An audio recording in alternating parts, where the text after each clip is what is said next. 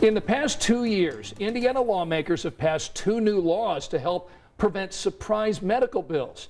But 13 Investigates has discovered this problem is still happening. So the big question for us is why? And how do you make sure you don't get stuck with one of these huge bills?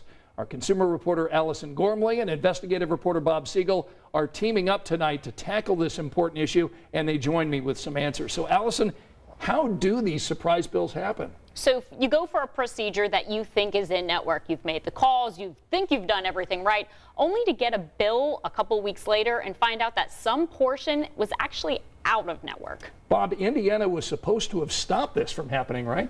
Yeah, the State General Assembly passed 2 laws to help protect consumers from surprise bills, but we found that there are several loopholes in those laws, and state lawmakers decided to actually delay some of the most important protections until next year. So what do hospitals say about these bills? Well, ironically, hospitals say that many of these bills have little or nothing to do with the hospitals at all.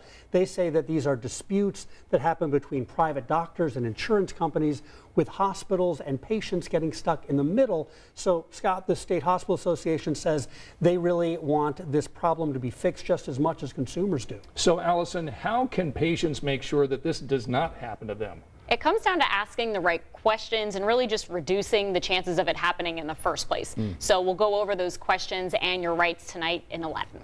Allison and Bob are going to be back tonight for this 13 News Consumer Report. Hope you'll join us. That's coming up tonight at 11 o'clock.